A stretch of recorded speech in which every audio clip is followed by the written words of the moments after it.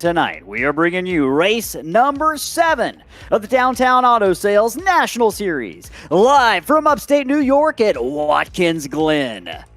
Tucked into the rolling hills of upstate New York, the Glen is more than just a racetrack. It's a cathedral of motorsports. Originally carved out of the village streets back in 1948, Watkins Glen held its first post-war road race using local roads and hay bales for barriers. By 1956, that permanent circuit was born, and since then it's hosted everything from F1 to sports cars to stock cars, becoming a staple of American road racing tradition.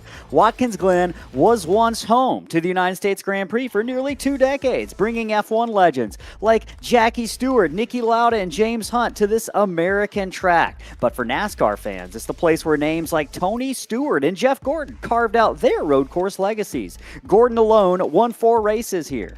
This place is fast, it's flowing, and it is unforgiving. The famous Esses, the Interloop bus stop, the high-speed carousel, they all require finesse and fearlessness. Overdrive a corner and you're in the grass. Tonight, someone is going to race their way into potentially a postseason berth. We'll have to wait to find out, but Watkins Glen will make them earn it. You cannot bluff or lie your way around this place. You've got to outbrake, outturn, and outlast every competitor at every corner. Chris, in case you didn't know, Watkins Glen was actually the first American road course to install a chicane to improve driver safety back in 1975 after a string of dangerous incidents in the high-speed Esses. And safety still matters today, especially with how these drivers will push the limits on every downhill braking zone. What kind of discipline and strategy is it going to take to win here tonight at the Glen in the Empire State Grand Prix? Well, it's often been called the super speedway of road courses, and with the speeds we'll see tonight, viewers are going to see why. We've got 60 laps around Watkins Glen tonight, about 15 laps available to the drivers on a tank of fuel, and that's going to be a big story later on. 0 fast repairs, stage 1 break at lap 15, stage 2 break at lap 30. And for many drivers, Ellis, this is an opportunity race, a chance to flex a different set of skills, and we're going to see those skills on display next. Lots of skills going to be on display here shortly. Lots to follow, but before we get there, before we take that green flag, folks, it is time for everyone's favorite pre-race tradition. Folks, rise and remove those caps if able for the playing of the national anthem. We'll be right back.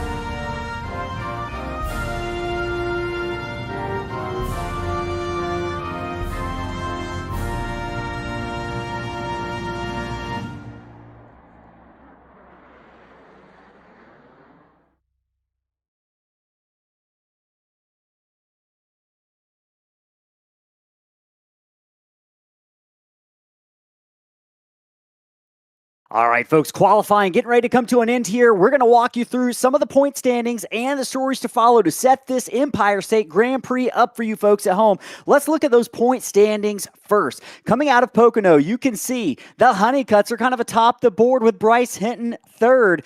Donney Honeycutt really struggled last week at Pocono, Chris. He's going to need a better run this week if he's going to stay in that second position. Who are you looking at as potential drivers in trouble with just 5 races left after tonight before the playoffs begin at Darlington in a month and a half? I wouldn't say he's in trouble, but I definitely have my eyes on Evan Janik tonight. He wasn't at the race last week. He's going to be looking to rebound this week. I think this is right in his wheelhouse this week, so I think that he's going to make a big step forward in the point standings tonight. Let's go ahead and talk about some of those other drivers we can see in the point standings with our first story of the night road course ringers. Evan Janet, Chris, he is a road course ringer. We talk about a ringer being someone who comes in, runs really well on the ovals, but really stands out on the road courses. Evan Janet's going to be one of those drivers to keep an eye on tonight. I think we got a few other drivers in the field that we might not typically see shine on the ovals that really could shine a light tonight and maybe make a name for themselves with just 5 races left after this evening to get to the playoffs. Also, the chicane. Drivers going to be pushing every limit. There's been some changes to the chicane. They've removed some of the curbing. It's going to be a little bit different for drivers tonight. How difficult is it to toe that line with precision and kind of danger in the bus stop, Chris? Yeah, the first part of the chicane, the right-hander into it, is definitely going to be a place we got to keep our eyes on all night. With the curbing that being taken out of that part of the track, drivers are going to try to cut that a little bit more than what they typically have in the past. So they're going to get very, very close to that inside wall all night long tonight. Definitely a key story to watch during the race. Well, you're going to be keeping an eye on that story along with, we got some new runoffs. Drivers going to maybe be a little more aggressive tonight down into turn 1. They can go a little bit higher off track without really suffering much penalties as far as we know. So that's going to be something to keep an eye on, Chris. Do you think that could create some trouble later on or maybe even early on in this race?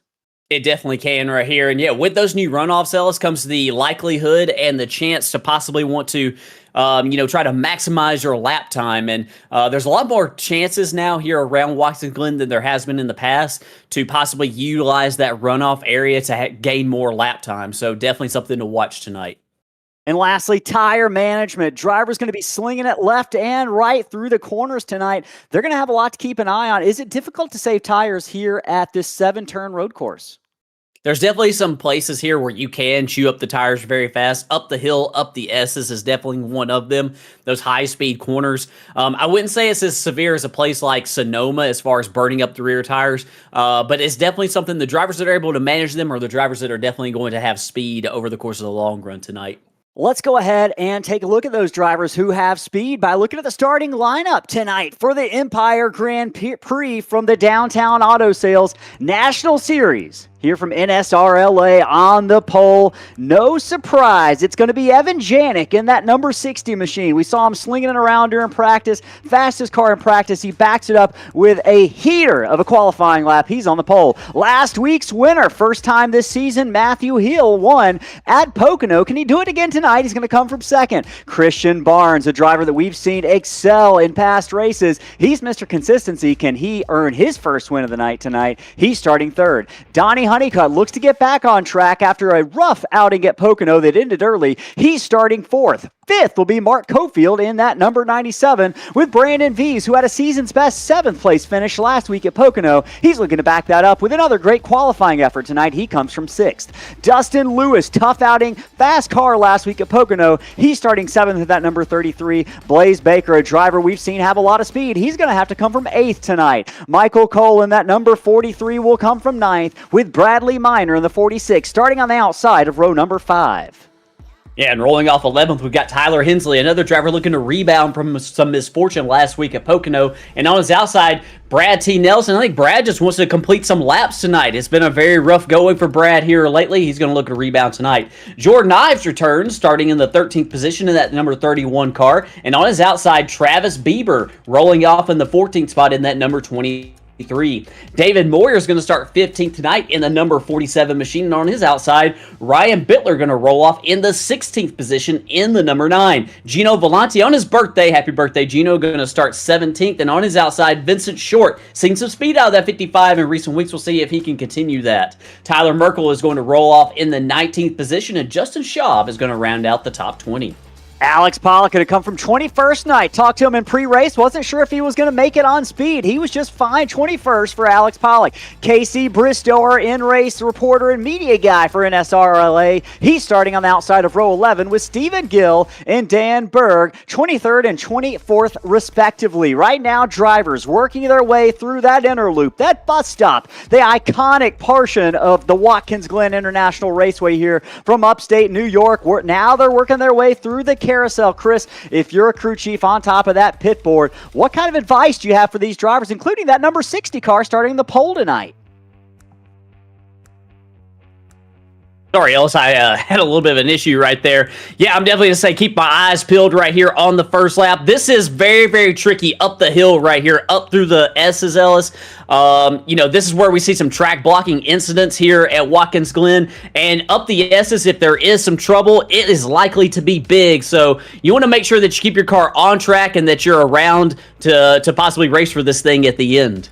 Drivers working their way through turn number 6, headed down towards that final turn number 7, where you're going to see that pace car make that right-hand turn. We're going to see Evan Janik and Matthew Heale, last week's winner from Pocono, looking for that green flag. They'll wait for the flagman. He waves it. We're underway here from Watkins Glen, race number 7 of the NSRLA Downtown Auto Sales Series.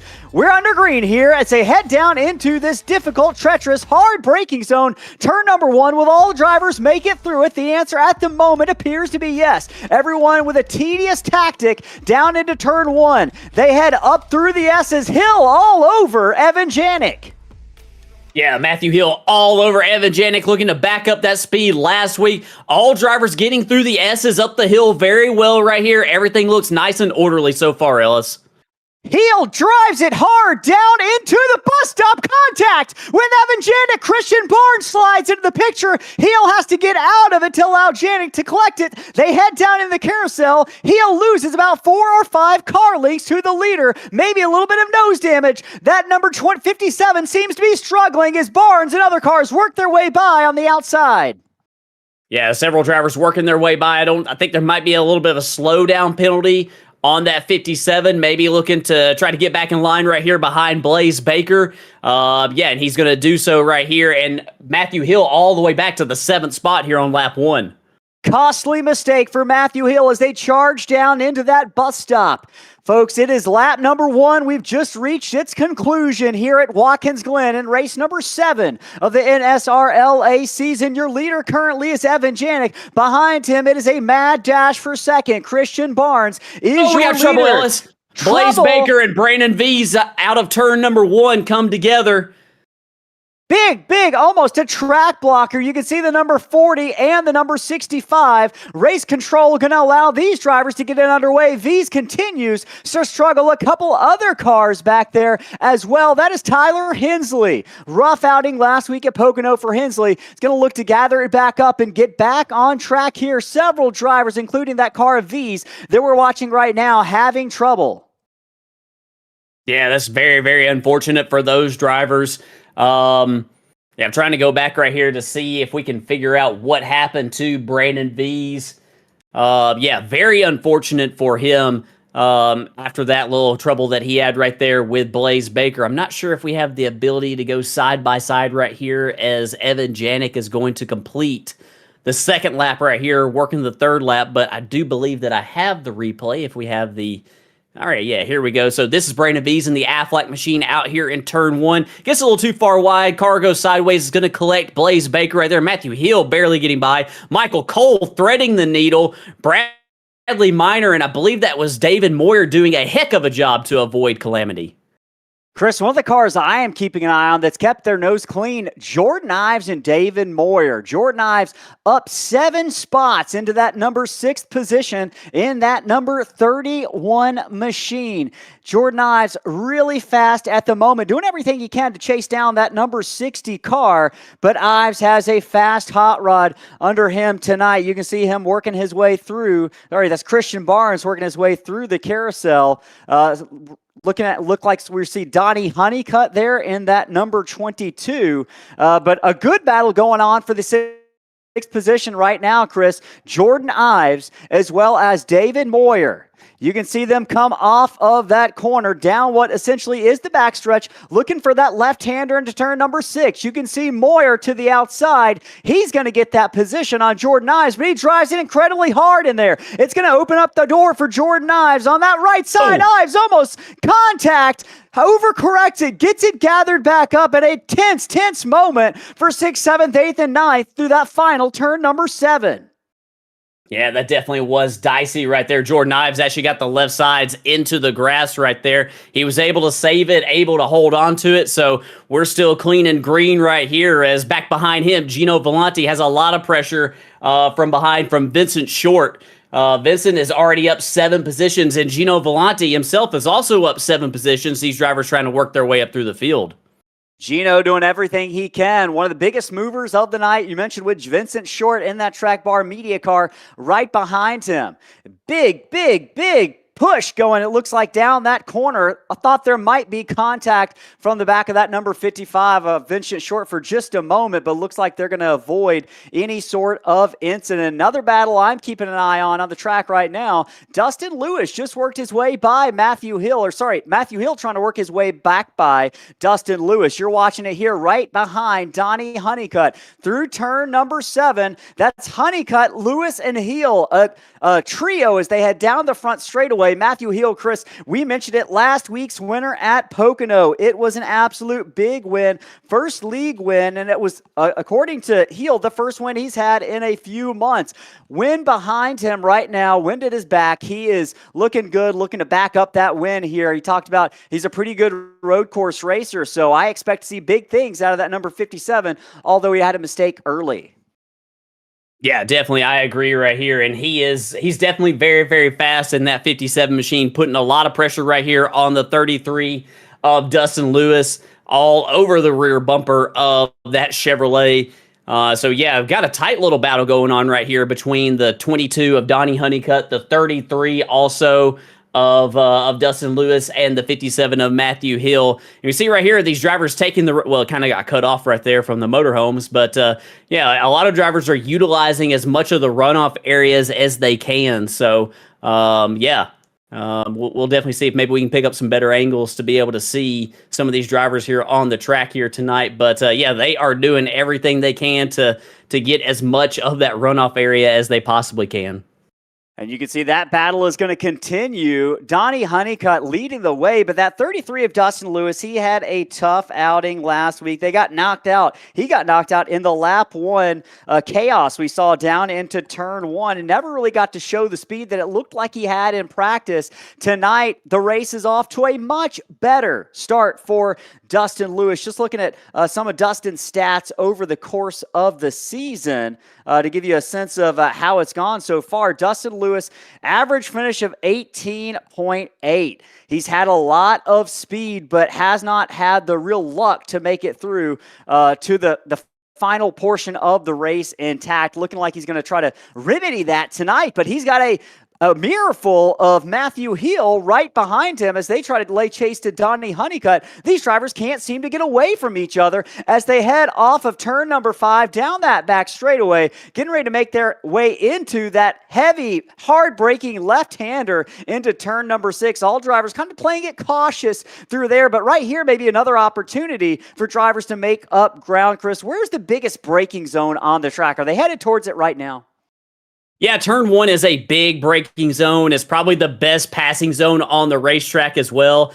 So yeah, I suspect that we'll see drivers try to lunge to the inside out, break the drivers that are ahead of them down here into this corner all night. The bus stop, the chicane on the backstretch is also a very good braking zone chance for to maybe possibly outbrake the drivers, but it gets really, really narrow, very, very dicey up the hill right there. So yeah, I suspect that we'll see turn 1 to be a very, very important passing zone to outbreak people tonight. Speaking of turn 1, 13th and 14th, right around that portion of the pack. It's a major battle through turn 1 right now. I believe that's Ryan Bittler and that number 9 who just worked his way by Travis Bieber and Gino Volante, but it was a spit wad coming down into turn 1. Several drivers nose to tail. They've since sorted it out after going through that heaviest braking zone of the track. Ryan Bittler coming off of a 9th place finish last week, I believe. Bittler actually with, 9th place finish, one of the best runs of his season. Looking to back that up tonight. Bittler currently running in the 13th position. He's got a couple spots to go if he's going to get up to 9th, but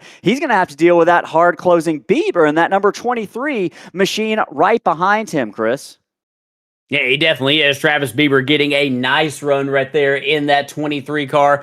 Ryan Bittler really feeling the pressure right here. This is another braking zone right here. I don't think we'll see many passes. This is turn 8. Don't think that turn 6, excuse me. I don't think we'll see many there or right here in turn 7, the final corner right here. But definitely a couple of tricky corners. I've always struggled, Ellis, in that left-hander turn 6. It's one of the few left-hand turns on the track. As, man, look at this wad of cars right here. That's Mark Cofield right there in the 97, Vincent Short in the 55, and Brad T. Nelson in the 37. Throw a blanket over these drivers. That's Mark Cofield and that number 97 lunging to the inside on the exit of the Esses as they get ready to work their way towards the inner loop, the bus stop.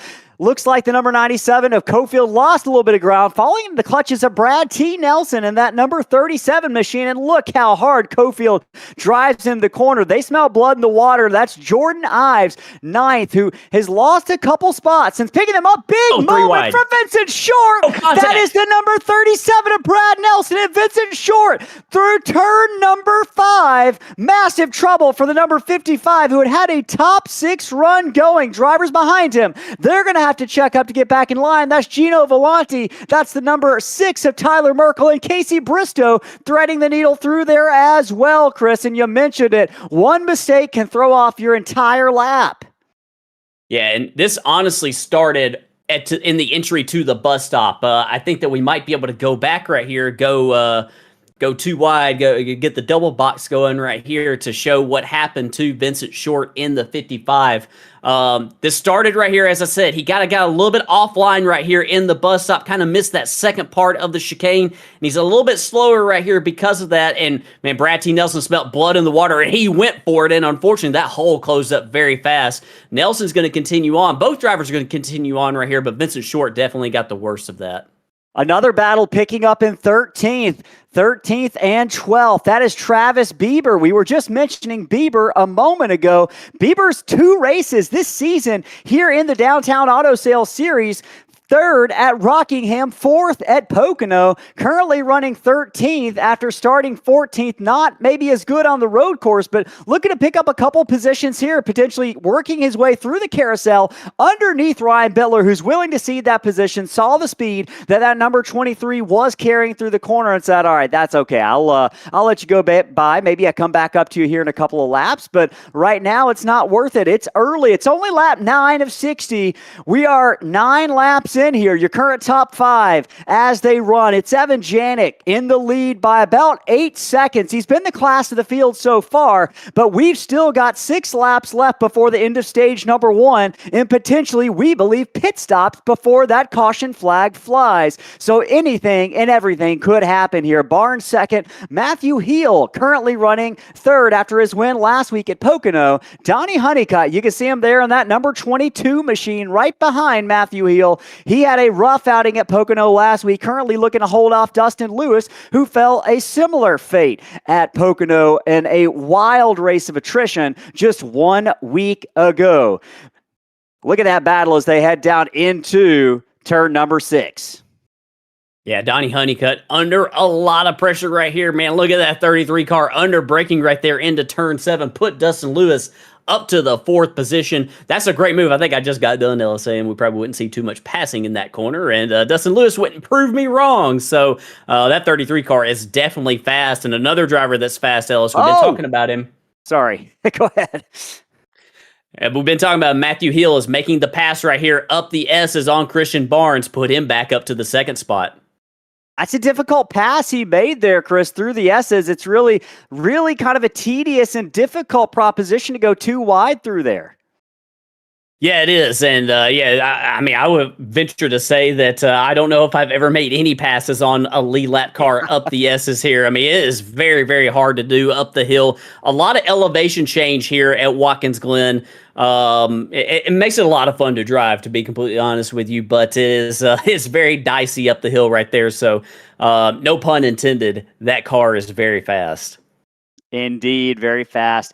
As we watch the 43 of Michael Cole, that car currently running back, I believe, in the 6th position. Cole's worked his way up from 9th all the way up to 6th. You can kind of see, Chris, is this where you like to be kind of situationally on the track? No one's around him. He can run his own race. You've seen kind of the race recap for Michael at this point. How good does it feel just to kind of be out there trying to lock in without having to worry about other cars around you, especially here at a road course?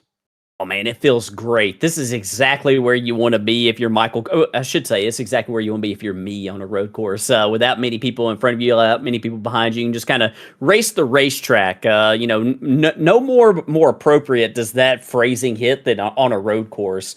And Michael Cole is in a really good spot for this. And Ellis, we're working lap 12 right here, and Michael Cole and all of these drivers that you've seen on screen here so far tonight, these drivers have to be getting a little bit antsy when it comes to the fuel mileage here. We heard in the pre-race that there might not be the chance that these drivers can make it to the end of the stages on a tank of fuel. It's going to be very, very close. So I'm curious to see maybe when these drivers elect to hit pit road. So far, nobody has made their way down there yet, so we're definitely going to have our eyes on pit road, though, to see if anybody does make that turn. Yeah, and right now, drivers really in a good position to potentially get down pit road with no trouble, Chris. We got someone coming? I was going to say, pit road has actually been closed. So, oh, yes. No drivers will be making a pit stop at this point unless they want to receive a penalty. So, they must feel like they can make it. Very, very curious to see how this plays out. Or there are going to be some angry drivers in the field. But hey, folks, I want to take just a moment to shout out to the folks who are watching at home on YouTube. We talk about how fun it is to do these races and broadcast them. You're part of the reason why they're so fun. We love the comments coming in the chat. We got Tony Leonard rooting on Ryan Bittler. Ryan currently running in 13th, looking to pick up a couple spots. Alex Pollock and here's asking over-under on the laps of the 92 completes tonight. He says 15. Well, we're just 2 laps away from that, and Alex Pollock is still out there, so I might be taking the over on that. We got Connor Lyons in the chat as well. Excited that Evan Janik has returned, and I would imagine Connor's really excited to see what's going on there right now. John Waterforce rooting on Christian Barnes and Waterforce Racing, as Jacob Schumacher getting into the chat saying, go number 6. I believe that number 6 he's referring to is Tyler Merkel, running back currently in the 17th position out of the 24 cars that started this race. So Merkel having a pretty good outing right now. He's up 2 spots, so I know Tony or Jacob Schumacher will be excited to hear that. Also, fans in the chat who are watching, I think we should give away a pack of NASCAR trading cards tonight. Let us know who you are rooting for. Keep the chat going. We're going to choose one lucky fan at the end of the evening to take home a pack of NASCAR trading cards. Chris, we gave one of these away about a month ago, and someone just messaged me with a picture of a Chase Elliott autograph card. So nice. You got a chance to win some pretty cool stuff in those Panini NASCAR trading card packs. Let's keep that conversation going and see if we can't get someone one of those autograph cards in one of those packs tonight. Obviously, we don't know what packs have the autographs in them, but you never know. Could be your night. So currently watching the number 97, Mark Cofield coming down pit road, Chris. Looks like he might have, not sure what happened to Mark there, but yeah, go ahead. So the race controller did reopen pit road. Race control opened pit road, and Evan Janik, our race leader, made a pit stop moments ago. And then race control closed pit road right before the number 97, and Mark Cofield made his pit stop. So I'm going to be interested to see how this is all going to play out right here, because I'm not convinced these drivers, Ellis, can make it to the end of this stage right here. Several drivers. The caution. Caution is out. They throw the flag, and I'm wondering if they threw the flag out of concern that maybe some of these drivers were going to be left out in the lurch on an empty tank of fuel. We're going to see if we can wait. Chris, I don't think we had an incident that led to that. I don't see anything showing on my screen.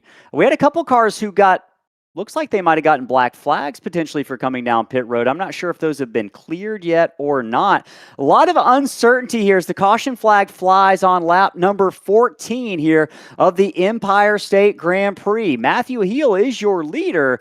We mentioned Evan Janik's been the class of the field. He got that pit stop in. Chris, was that pretty much a free pit stop? I think so. Yeah, we'll just have to wait and see how it plays out. But yeah, it looks like he's going to have the race lead when all this shakes out. Under caution for the first time tonight, the conclusion of stage number 1, or what we believe was the conclusion, sees Matthew Heale take home the win in stage number 1. And just a reminder for folks watching at home, top 10 take-home points that count towards the playoffs and getting those drivers closer across the line to have that playoff berth here in just 5 races after this evening here at Watkins Glen. Matthew Heale working his way across the start-finish line, looking like he's looking to catch up and pick up that pace car, which is currently rolling around, I believe, off of pit road. And they're going to roll off right behind the pace car as they exit pit road off of turn 1. So will drivers have enough fuel to make it one more time around the track before pit road opens under caution? Yeah, I think that with this yellow, they probably will. But yeah, so the caution flag, I'm just trying to go back and get a sense of like where... I'm trying to go back and get a sense of like how all this happened right here. And the race controller threw the caution flag, I believe, while the drivers were, it was while they were working lap 15. So, I don't know if that was over the concern over, being able to make it, or what it was. But, so this is definitely going to make things interesting because, as you mentioned, Ellis, Evan Janik is going to reassume the race lead once all these drivers come to pit road before them right here. So a little bit of confusion right here, but I think that's kind of just a way of trying to protect the drivers. I think pit road might have closed a lap before they intended it to close. So.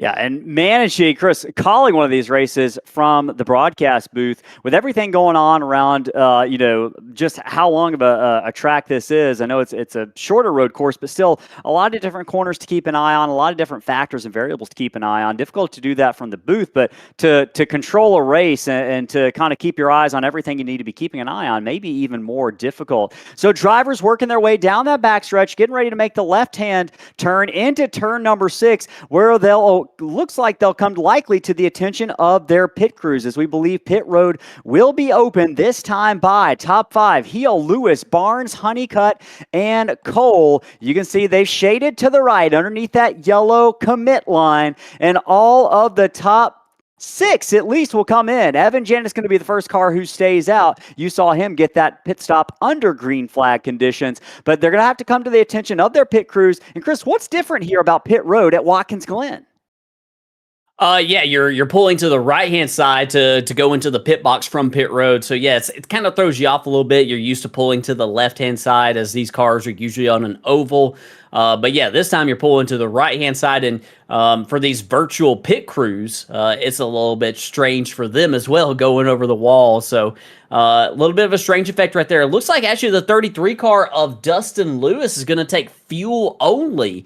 So Dustin is going to win the race off of pit road, put him to, I think he's going to shake out here to the 3rd spot, because we did have Evan Janik and Brad T. Nelson stay out on the racetrack right here. So interesting call right there from the 33. We're going to see how he does here on lap time once we get going back green. Yeah, it's going to be Heale, Barnes, and Honeycutt, along with Michael Cole, rolling off top 4 cars off of pit road, folks. We're going to take just a moment to hear from some of our partners that make this series possible for NSRLA. Yep, we're talking about Downtown Auto Sales, as well as Titan or Diesel Laptops. Folks, we're going to be back in just a moment. Don't go anywhere. If you're shopping for dependable used cars in Cumming, Georgia, start with the team you can trust, Downtown Auto Sales, right at 208 Atlanta Road. They've got something for every driver: reliable daily commuters, family SUVs, even upscale luxury options, all priced fairly and backed by a 4.6-star Google rating. The staff is friendly, process is easy, and if they don't have exactly what you're looking for, their car locator service will track it down for you. They're open Monday through Friday, 9 to 6, and Saturdays until 4. Stop by or give them a call at 470-239-8979. Downtown Auto Sales. Quality cars, zero hassle. Is downtime costing your fleet money? And check out Diesel Laptops, the industry leader in diesel diagnostics since 2014. From rugged handheld scanners to mobile apps and full repair databases, they give you the tools to read the codes, run DPF regens, and fix issues fast on your phone, tablet, or laptop. Fix more, worry less, keep trucking. Visit diesellaptops.com.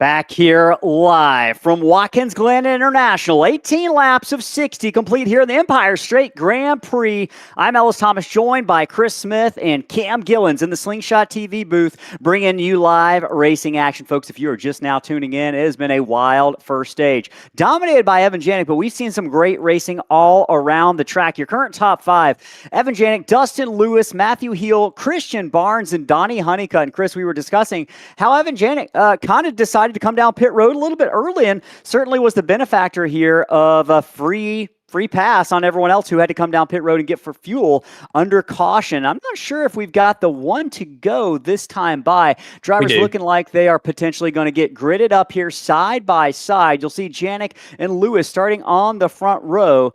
Lewis looking like he's actually going to take the inside. Chris, you like that call as they work their way down into turn number 6. I think the number 33 of Dustin Lewis is thinking about turn 1 already.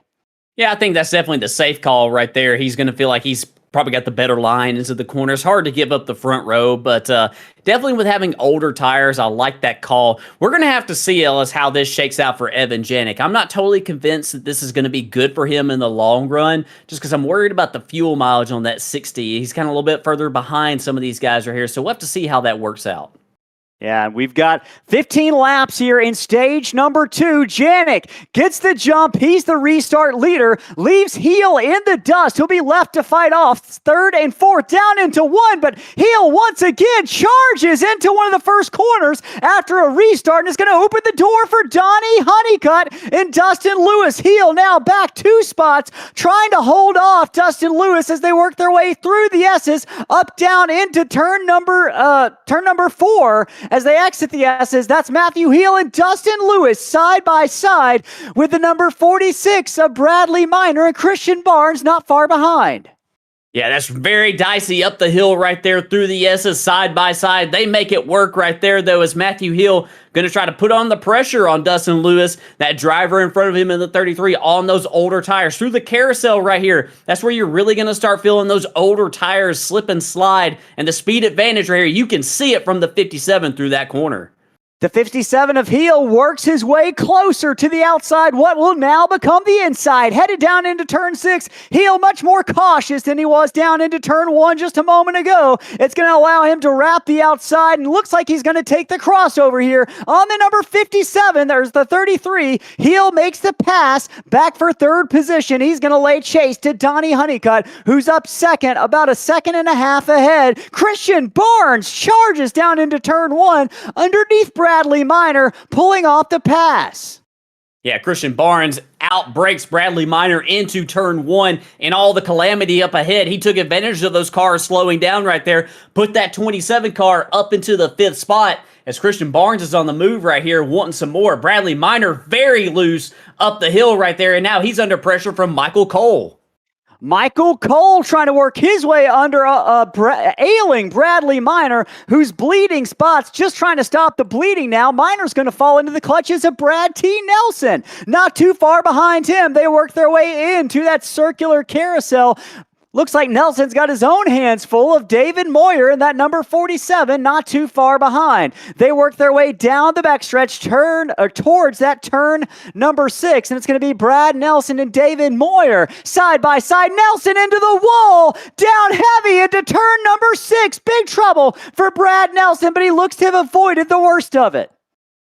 Yeah, he does right here. I think he's going to get away with it, Ellis, and that definitely could have been a lot worse. Both he and Moyer got very close together right there through the backstretch. Both drivers able to hold on to it right here as we were watching also Michael Cole. Cole is also moving forward. He has gotten around the 33 car of Dustin Lewis and up into the 5th spot, so Michael Cole also on the move.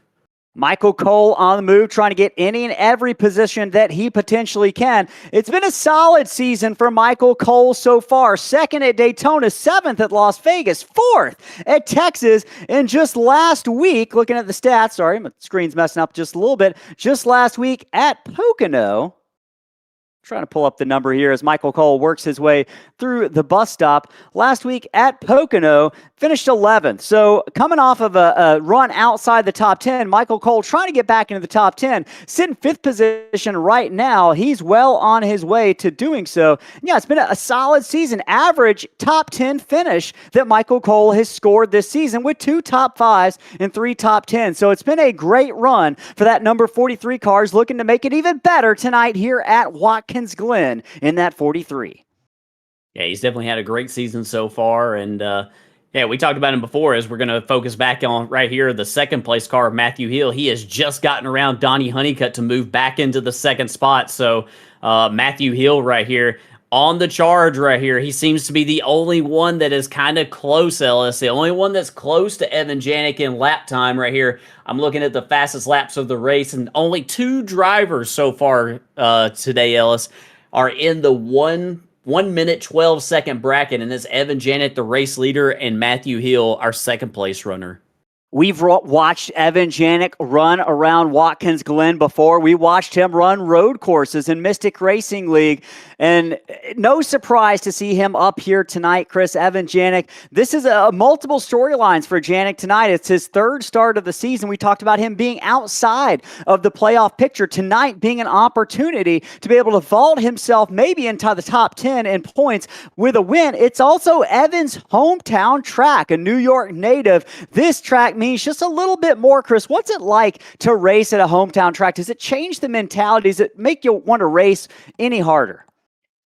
Oh, definitely. Considering this is probably, I don't want to speculate, but, a lot of times a hometown track is a track that you've been to in real life, too. So it has some, significance, meaning from that perspective. And it's also probably a track that you have a good deal of laps on the sim because it's a place that you are familiar with. So definitely feel some pressure to be able to win on the home track right here. And Evan Janik is clearly on his way to doing that. Battle on right here on your screen for the 8th spot. Vincent Short and David Moyer up the hill right here. I think that Vincent Short's going to get the job done, put him up into the 8th position. David Moyer's now got pressure right from the 23 car of Travis Bieber. Travis Bieber now trying to take advantage of the hole that Vincent Short opened up there. And look at how hard Bieber drives it through the grass just a little bit through that difficult but iconic bus stop as they head down into the carousel. Moyer now trying to hold off Mark Cofield on the inside, but no going on that front. He's wide outside of turn number 5 there as they head down the backstretch. Wanted to talk about Vincent Short, that car that had really opened the hole for all of those drivers, including Travis Bieber. It's been a great season for Vince Short in that number 55. Currently, he's in 11th inside the standings. He's a playoff driver at the moment. He's got an average finish of 13th place, 2 top 10s in the season, and he's only had 9 incident points over the course of these first 6 races. So it's been a pretty clean season for Vincent Short, and so far looking to keep that on track tonight. He's currently running in the 8th position. He gets better and better every single week, it feels like, Chris. It sure does. Yeah, he's been nice and steady all season. And you mentioned it. I think the biggest thing is just 9 incident points. We have seen our share of carnage so far this season. And Vincent Short has been able to try to minimize that as much as he can. So That's the hallmarks of a very, very smart, very capable driver. And he's going to go off track a little bit right here. Kind of missed that corner right there. The bus stop is giving him a little bit of trouble tonight. He's going to re-enter right here. Travis Bieber does a great job of avoiding him. Something to keep in mind, Ellis, I kind of wanted to touch on this earlier. With the race tonight, all of these off tracks do result in incident points. And there are drive-through penalties if you get too many incident points. If any driver gets up to 20 incident points, regardless if that's from contact or off tracks, whatever they might be, you have to do a drive-through. When you get to 25, you have to do a second drive-through. And if you get to 30 incident points, you are DQ'd. So lots on the line for drivers if they run offline tonight. Watching that battle continue between Vincent Short trying to get back by David Moyer, who had just taken advantage of a mistake, and Vincent Short drives it in pretty hard. You can see him scale the banking there to exit turn number 1. Gets by David Moyer cleanly. He's going to lay chase to Travis Bieber back in the 9th position. That number 23 has been on a tear. You can watch him working his way up through the Esses. He's up to 9th. He started back in the 14th position, so 5 spots gained for that number 23, Chris. Just want to check back in at the front. Not much has changed. Evan Janik still scored as your leader. Just now 5 laps, less than 5 laps to go here at Watkins Glen in stage number 2. It's gone by quickly. We haven't seen any cautions besides that stage number 1 caution. Janik trying to build a lead on Matthew Heale, but it hasn't built quite as quickly as we saw Evan Janik get away from the rest of the field early on. Of course, Heale, we believe, is kind of the second best car, maybe even equal to Evan Janik there. Started second, made a mistake in turn 1, got pushed back several positions. One car looking like they're offline through turn 1, but go ahead. I'm sorry, Ellis. We got one car smoking heavily down the backstretch. Yeah, he ran into some trouble. I saw him get very close with Casey Bristow. Brad T. Nelson has some terminal damage on his 19th number. Spot. Yeah, on his number 37 Ford Mustang right here. And we might be able to go back right here. I do believe that I have a replay of what happened to Brad. He and Casey Bristow were racing really, really hard through the bus stop chicane right here. Here is Bristow, driver's left in that number 11 Coca-Cola Toyota. Brad T. Nelson up ahead in that black and pink number 37. Kind of got a little bit free right there, loose right there. Again, also Casey Bristow around the outside, driver's left. And right here, Bristow got a little bit sideways. The two of them make some contact right there. Brad couldn't hold on to it and, man, head on into that guardrail right there. And so that's going to be tough to recover from right there. And in fact, he does have a meatball flag, so he has to pit for repairs. Tough mistake for Brad Nelson. Going to throw him outside of the top 20 for the first time tonight. But it's looking like looking through the rest of the field, Vince Short, Chris, Travis Bieber and Vince Short have not been able to separate themselves on the track. That battle for 8th position continues to rage on down the front straightaway. Vincent Short trying to work his way back by that number 23 of Bieber. And that 55 has had a little bit of lightning in it tonight. Overdrove turn 1 maybe just a little bit. It's going to open up the door for Bieber once again as they head up through the S's. Yeah, he overdrove it, but that's actually perfect type of outbraking maneuver right there. Sometimes you will overdrive it, but you are able to still hold on to the position.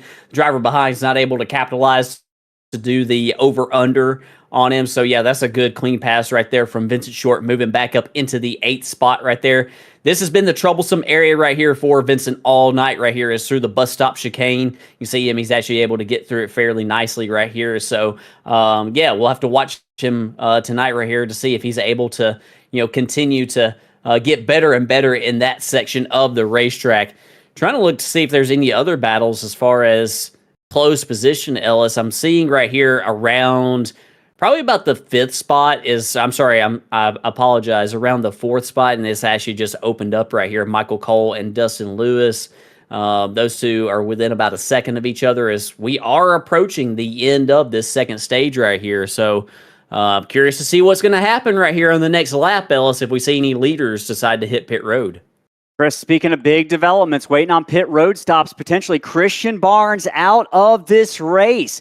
Just messaged us in the chat. He lost it out of turn number 7, hit the wall. He is out of this race. What was a top 5 car, and that number 27 has parked it tonight, and we wait for the final pit stops of stage number 1. Wait for pit road to close here in just a moment. As far as we can tell, it is still open. Will we see drivers come down pit road, or will they be able to make it on fuel with the couple extra laps we ran under caution after stage number 1? Last chance for these drivers to roll down pit road. Evan Janik definitely going to stay out, and it looks like it's going to be Matthew Heale as well who stays out. Couple questions for you in the chat, or a question for you. Remember, we're giving away that NASCAR trading card pack tonight that very well might have a driver autograph in it. What's your favorite Christmas tradition? Let us know in the chat with a comment. Connor Line says, watching Polar Express and other Christmas movies. You know, maybe a bad take here, but I've never seen Polar Express. Well, Ellis, I'm gonna join you and say that I've never seen it as well. But one thing, Ellis, that I have seen is what took Christian Barnes out of this race right here. And if Cam Gillens wants to go side by side right here, we can possibly see what happened to Christian Barnes in that number 27 car. Yeah, here he is right here in the final corner. And he's going to work down here to the curbing right here. Gets out wide right there, tags that outside wall, gets loose, and man, he hits that inside wall hard right in front of Dustin Lewis and Michael Cole, and that will unfortunately put Christian Barnes out of this race. And you can see he just toes it. Lots of damage sustained. Speaking of damage, those guys in Home Alone trying to break into the house, they got a lot of damage caused to them.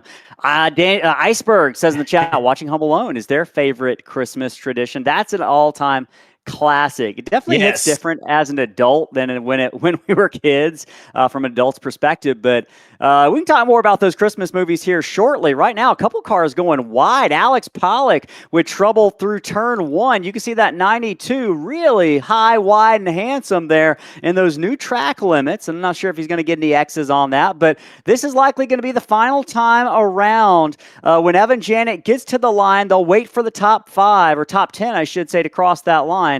And it will put us under the second caution of the night for the conclusion of stage number 2. It's Evan Janik right now leading Matthew Heale. Chris, Heale has chewed into that lead just a little bit that Evan Janik had built up over the course of the past 15 laps or so. Heale very well might have something for Janik, and maybe he just hasn't shown his cards all the way yet. Donney Honeycutt in 3rd. Michael Cole continues a strong run up from 9th, now 4th, with Dustin Lewis, who suffered early exit from Pocono last week. He's currently in 5th. Yeah, he is right here. As Evan Janik going to work his way through the final corner right here, and he's going to see that green and white checkered flag right here. This is the completion of lap number 30. Caution flag is going to fly right here, and the pace car will pick up. I believe I know what they're doing right here with the throwing the caution flag like they are, Ellis. They're hoping that the pace car will immediately pick up the field. So it took me a minute, but I'm starting to figure it out. Heads up race control there. Good call to kind of minimize our caution laps and get us as much green flag racing as possible. Rest of the field going to catch up to your leader, Evan Janik, who is winless in his couple of starts this season. It's going to be an opportunity for him to not only get a victory at his hometown track here in upstate New York, but also maybe potentially secure a playoff berth if the rest of the season bodes well for that number 60 machine. Chris, I've been impressed so far with a couple of cars. One car that hasn't really gotten a lot of attention, I want to talk about back in 11th place back there, Casey Bristow. Casey Bristow in the 11 machine has had a strong run so far, up from 22nd all the way up to 11th, and has been running some fairly fast lap times. Casey had a tough outing at Pocono, got taken out in one of those massive track blocker tracks at Pocono in turn 1, but he's had a pretty good run going so far. Yeah, he has, and he's just nice and steady right here all night tonight. We saw him with that little bit of contact earlier with Brad Nelson, but yeah, it's been a solid night for Casey, and he's up here in the 11th spot. And, you know, Ellis, if you just keep your car on track here at Watkins Glen, you know, you're going to put yourself in a pretty good position to walk away with a good finish because you just know there's going to be some more carnage. Think about the drivers we've seen, you know, making mistakes, you know, some very, very unlikely suspects. You know, I didn't come into this race expecting to see Christian Barnes head on into the wall, but just kind of shows you, you know, what happens here on a road course. It will catch even the best of drivers out at times. Things can go south in a hurry, and one of the opportunities for things to go south here is on pit road. Drivers working their way down pit road, making that right-hand turn past the commitment line, cross those cones. Pit road speed now in effect for Evan Janik, Matthew Heale, Donney Honeycutt, Michael Colin, Dustin Lewis, along with Vince Short. Those are the first 6 cars to come down pit road. Waiting for the end of pit road, and you'll see Evan Janik make that right-hand turn. And we mentioned it on the first set of pit stops. Making a right-hand turn, not typically what drivers are used to doing at not only just ovals, but most road courses. Watkins Glen is kind of in elite company in terms of road courses that have right-hand pit roads. I believe it's one of the only, for a long time, was the only one on the schedule that had that right-hand turn to your pit crews, and it adds kind of another dimension, difficulty of driving. Chris, I don't know about you, as we watch a tight battle off of pit road. Not sure if Matthew Heale had contact with the number 60 of Evan Janik there when those collision boxes went into effect off of pit road. But what I was going to mention is I struggle to turn right into parking spots. The left-hand turn feels more natural to me. I don't like making that right-hand turn into parking spots. I don't know about you. Yeah, well, it's because you sit on the correct side of the vehicle. You sit on the left side of the vehicle. So don't offend our friends across the pond. Yeah, so it's always, it's going to be a little bit difficult to do that. And, for NASCAR circuits, it is unusual. But I would say for a lot of FIA grade circuits, probably isn't all that unusual. In fact, it's probably fairly common for them to make right-hand turns because most all the FIA Formula One road courses are clockwise road courses. Very few of them are counterclockwise. So, that's something that, or I might have that opposite. I'm not sure. I've always struggled a little bit with that, which ones are more common in Formula One. But, definitely in NASCAR circles, it is very, very unique. So, it's something that as a driver, you're just looking and your vision is kind of offset. And as somebody who has enough trouble driving down pit road on any track as is, that's something, just another added layer right here. And another thing else on a road course in the sim, you don't have like your waving pit sign either, I don't believe. On a lot of road courses, that is. Anyway, you just got like the little lollipop out front. So vision can be very difficult. Driver's going to be getting the one to go this time by. I want to bring in Donney Honeycutt to the booth real quick. I think we got a second to grab him. We'll bring him in here. Hey, Donney Honeycutt, this is Ellis, Chris, and Cam in the Slingshot TV booth. You got a copy in that number 22 machine. Yeah, guys, I got you. Hey, man, we're not going to keep you long, but it's a good run going so far, sitting in third position. Talk to us about how nice it's been to be back up front after the difficult week last week at Pocono. Yeah, it's pretty good, man.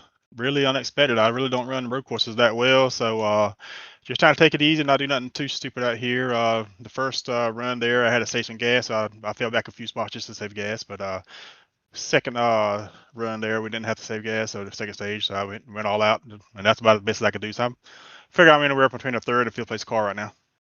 Man, we'll be keeping an eye on that number 22 machine. Going to throw you back into your. Are you in Black Diamond or a Black Flag Motorsports? Ghost Motorsports. Ghost. That's right. My bad. We got you. Have a good race, buddy. Appreciate it, Bye-bye. guys. All right, so you heard from Donney Honeycutt. Thinks he's got a fourth or fifth place car, currently running in the third position behind Matthew Heale. Chris, how difficult is it going to be to lock in for 30 straight laps? It's going to be the longest potential run that we've had all night long. Challenges ahead for these drivers.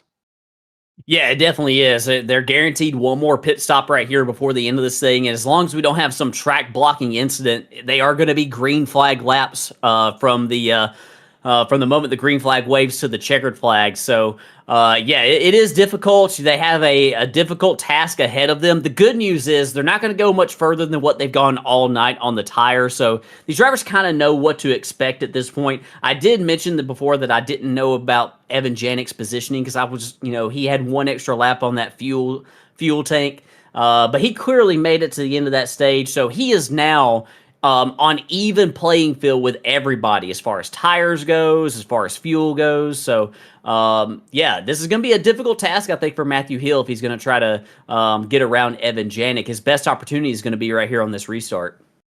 We're not going to have to wait long to see how aggressive Heale, who's been aggressive in turn one a couple of times, is he going to do the same here? Evan Janik's that black and yellow number 60. He's on the inside. He's going to be that inside right-hand car going into turn number one. Heale in that red and white number 57. It's going to be on Janik to bring him under green. We're there. We're green here on lap number 34. Now 35 of 60. They race down into turn number one. Janik and Heale hard. The battle's on for third position. It's Honeycutt underneath Michael Cole, who's got a mirror full of Mark Cofield right behind him. They head up through the Esses for the first time here after the restart.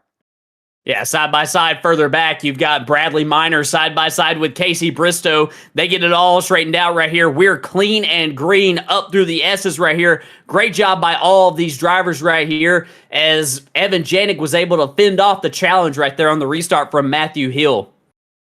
And he's out of the woods right now, but who's not out of the woods? Third place, Donney Honeycutt trying to hold off Michael Cole, Mark Cofield, and Dustin Lewis. 3 cars coming on with a head of steam. They work their way off of turn number 5. Cole sees his chance, lunges to the left side of that number 22. He'll have the positioning down into turn 6. Donney Honeycutt, though, pushes the issue, and he's going to hold on to that 4th spot, at least for a 3rd spot, at least for now.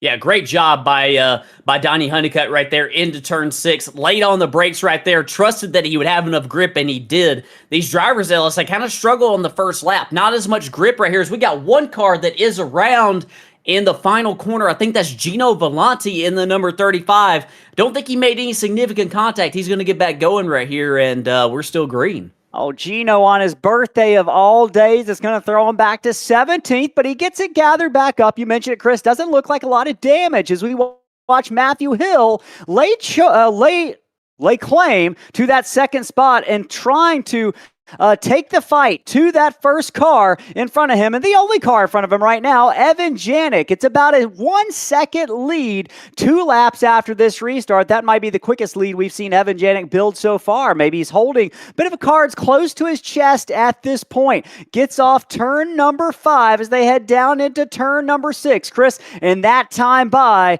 Evan Janik was the fastest car through that last sector and really all 3 sectors of this track. Janik with about a now 1-second lead over 2nd place, but don't look now. Donney Honeycutt still trying to hold off Michael Cole in that number 43 as they work their way off the final corner. Mark Cofield and Dustin Lewis not too far behind them, also trying to hold on to their positions inside the top 6 with Casey Bristow not too far behind. Chris, I want to set you up here, and I want to take a lap around. We'll give them one more time to work their way around the track, but if you don't mind, maybe walking us through a lap here at Watkins Glen from the driver perspective. Talk about how difficult this road course is with some of the high speeds that we see these drivers really pushing here every single lap. Yeah, we definitely will, and maybe Matthew Heale, our 2nd place, we can ride right here on board with Evan Janik. Yeah, here we go with Matthew Heale, number 57, 2nd place guy. This will give us a good chance right here to kind of show the race leader up ahead, Evan Janik. And, last time by, Ellis, Evan Janik and Matthew Heale ran into the 112s, the only drivers to do so. Evan Janik at a 112.487 and Matthew Heale with a 112.844. So those drivers are very, very fast, kind of like in a league of their own right here. But yeah, we'll ride on board right here with Matthew Heale as he works his way onto the front stretch right here underneath the Go Bowling Bridge. Not sure if they're going into 3rd gear or 4th gear. It looks like they're topping out in 3rd gear right here. Heavy on the brakes right here into turn number 1. Gonna try to clip that curbing right there, the rumble strip on the left-hand side or right-hand side. And you see how far out they get right here. You used to not be able to do that here at Watkins Glen, but you have to utilize all the track for maximum lap time. Look at this elevation up the hill right here through the S's. Very fast section of the racetrack. Difficult to run side by side. The car is very loose. Car is very light up through the hill right there. Can definitely hurt the rear tires up the hill if you're not careful. And then heavy on the brakes right here into the bus stop. Oh, a little bit of counter steer right there from Matthew Heale. Got to get real close to that inside wall. Hit all the curves right there into the bus stop. Now this is the carousel, a long right-hand corner. This is another corner that can really wear out that left rear tire. And look at Evan Janik up ahead. Matthew Heale is going to do the same thing. Use all this track right here on the exit. Basically clip the grass right there on the exit. And this is a hard left-hand turn right here. I've always struggled in this corner over all others. Cars really set up to turn right around Watkins Glen, not really left. And then right here into the final corner. This is a tricky corner as well. Car is also kind of free right here on exit. You got to not hit that wall, but you got to get really close to it to maximize your lap time. And that is a lap right there around Watkins Glen. Chris, you make it sound so easy, but it is anything but for these drivers as they work their way around here. Lap number 37 of 60 for the Empire State Grand Prix here from the Downtown Auto Sales National Series from Mystic Racing League 1 car around. We'll see who that was off of turn number 1. It was Tyler Hensley. It's been a struggle for Hensley early on in this race, back to 16th with that spin. I'm not sure if he got a whole lot of the wall. That car doesn't look to have sustained too much damage. That number 53, that is. But Chris, talking about this Empire, oh boy, he continues to struggle in turn 1 again after he struggled on the exit of the final corner here. Chris, we're talking about the Empire State Grand Prix. Just now, 23 laps remaining. It's been Evan Janik's race so far. He continues to build that lead over Matthew Heale. Your top 5, Janik, Heale, Donney Honeycutt third. Michael Cole, best run of the season so far, in the 4th position. And Mark Cofield, who's really, want to take you through Mark Cofield's season so far. He's one of those drivers that I've really just been impressed with in recent weeks, particularly at Rockingham. Finished 6th, and 3rd at Pocono. So a string of brilliant finishes over the past week with past 2 weeks, with last week at Pocono being Cofield's best finish of the season. Shout out to that driver in that number 97, trying to work his way up to Michael Cole in that 4th position. But yeah, that tells you momentum can do wonders for your psyche and your performance. And Mark Cofield kind of showing that here right now on lap number 38 at Watkins Glen. Yeah, we got a battle going on right now around Casey Bristow and Bradley Minor. Bristow just got passed by Vincent Short. Bristow's going to slide back right here to the 8th position. Now he's under a lot of pressure right here from Bradley Minor. Kind of missed the last turn right there up the hill, and that's going to put Bradley Minor in position to possibly oh man, Casey Bristow drove it in deep right there. He was not going to give up that spot. But that's going to enable Bradley Minor to possibly do the crossover right here on the exit of the bus stop. That's a great pass right there from the 46. Move Bradley Minor up into the 8th spot.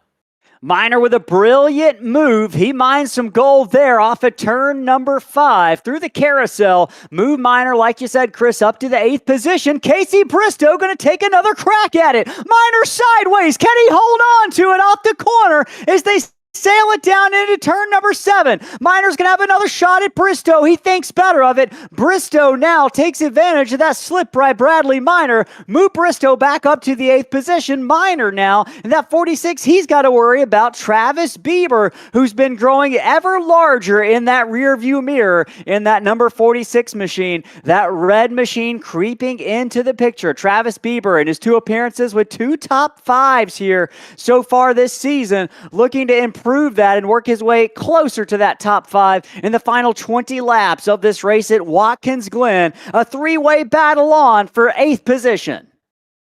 Yeah, right here, Travis Bieber is loving what he's seeing up ahead with those drivers dicing it up right here. And more that you run side by side on any track, but especially a road course, the slower and slower those cars are going to go. And Travis Bieber made up a ton of ground on those guys. Bradley Minor looked like he wanted to take a peek up the inside right there in the carousel. He thought better of it, decided to wait right here for the exit. He's going to have positioning right here to get side by side. Casey Bristow's going to have the better line into turn 6 right here. Oh, he drove it in deep, maybe too deep. He's able to get it kind of corralled right there. He goes wide. Yeah, that was a great job right there by Casey Bristow. Yep. But Bradley Minor's coming back for some more. This battle will not stop. You can see the different approaches. Minor got out of the throttle early, had the better line on exit, and it sets him up for a potential pass down into turn 1. Casey Bristow locks him up. It looks like Minor has to go high. as well, and that battle continues, but it allows Travis Bieber maybe to look for the twofer special here up through the Esses. Bieber, the number 23, got by Minor after that mistake. He set his eyes on the number 11, but thought better of taking 2 for 1 in that moment. They worked their way through the Esses, now towards the bus stop, down that back straightaway. Here they come to the inner loop. Can Bieber make up any ground on Casey Bristow, and can Minor do the same? Looks like Minor wants that 9th spot back. Definitely does. And, I think that all of these drivers that you see right here on your screen, Ellis, I think they're very close on lap time. I think they're probably, very, very close on speed. And so that's why you're seeing them kind of do this back and forth right here, back and forth. And, with a road course, just more opportunities are presented to possibly miss a corner and possibly give up a little bit of lap time to your competitor around you. So great racing right here between these three. Very entertaining.